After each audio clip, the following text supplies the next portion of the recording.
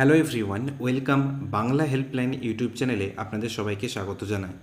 সামনে বিধানসভা ভোট আছে এবং এই পরিস্থিতিতে আপনারা যদি আপনাদের ভোটার কার্ড হারিয়ে ফেলেন, সেক্ষেত্রে আপনারা ভোট দেবেন কিভাবে? দেখুন, ভোটার কার্ড যদি না থাকে এবং সেক্ষেত্রে আপনি যে ভোট দিতে পারবেন না এরকম কিন্তু নয়।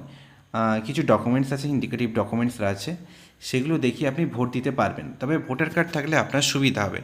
এছাড়াও আপনার অনেক ক্ষেত্রে, অনেক কাজের ক্ষেত্রে ভোটার কার্ড প্রয়োজন হয়। আপনি যখন অনলাইনে খুব সহজেই ভোটার কার্ড ডাউনলোড করতে পারছেন, তাহলে আপনি ভোটার কার্ড ইউজ করবেন না কেন? আজকের এই ভিডিওতে আপনাদেরকে দেখাবো যে ভোটার কার্ড কীভাবে আপনারা অনলাইনে ডাউনলোড করতে পারবেন, তাও আপনাদের মোবাইল থেকে। তো এর জন্য বলে রাখি, অবশ্যই কিন্তু আপনার ভোটার কার্ডের সঙ্গে আপনার যে মোবাইল নাম্বার, সেই মোবাইল নাম্বার লিঙ্ক থাকতে হবে। এবার মোবাইল নাম্বার যদি না লিঙ্ক থাকে, সেক্ষেত্রেও আপনি বাড়িতে বসেই কয়েক মিনিটের মধ্যেই আপনার স্মার্টফোন থেকেই ভোটার কার্ডের সঙ্গে আপনার মোবাইল নাম্বার লিঙ্ক করতে পারেন আধার ওটিপির সাহায্যে। তো যদি আপনাদের মোবাইল নাম্বার লিঙ্ক না থাকে, কিভাবে আপনারা মোবাইল নাম্বার লিঙ্ক করবেন সেটা নিয়ে আমি পরে ভিডিও বানিয়ে দেব। তো এখন আমি দেখাচ্ছি আপনারা কীভাবে ভোটার কার্ড অনলাইনে ভোটার কার্ড বা ভোটার কার্ড ডাউনলোড করবেন। তো এর জন্য আপনাকে চলে আসতে হবে voters.eci.gov.in বা NVSP পোর্টাল বলে গুগলে সার্চ করবেন। প্রথম যে লিঙ্কটা আসবে সেখানে ক্লিক করলেই এই পোর্টালে আপনারা চলে আসবেন। তো এখানে আপনারা যদি একটু নিচের দিকে আসেন, একটা অপশান পাবে, দেখুন এই যে আপনারা একটা অপশান পেয়ে যাবেন, সেটা হচ্ছে ডাউনলোড ইওর ভোটার কার্ড। এই যে এপিক কার্ড ডাউনলোড, এই জায়গাটা থেকে আপনাকে ক্লিক করলে আপনারা এখান থেকে আপনার ভোটার কার্ডটা ডাউনলোড করতে পারবেন। তাহলে আমি এখানে ক্লিক করলাম। তো ক্লিক করার পর এখানে কি হবে না, আপনার যে রেজিস্টার মোবাইল নম্বর রয়েছে এই পোর্টালে, সেটা আপনাকে এখানে এন্টার করতে হবে। দিয়ে আপনাকে হচ্ছে আপনার এই যে ক্যাপচা কোডটা আছে, ক্যাপচা কোড দিয়ে আপনাকে লগ ইন করতে হবে। এবার যদি আপনি এই পোর্টালে আগে কোনো দিন না লগ ইন করে থাকেন, তাহলে আপনাকে কি করতে হবে না, সাইন আপ করতে হবে। তো সাইন আপ মোবাইল নাম্বার এবং ক্যাপচা কোড দিলেই আপনারা সাইন আপ হয়ে যাবে, সেক্ষেত্রে অসুবিধা হবে না।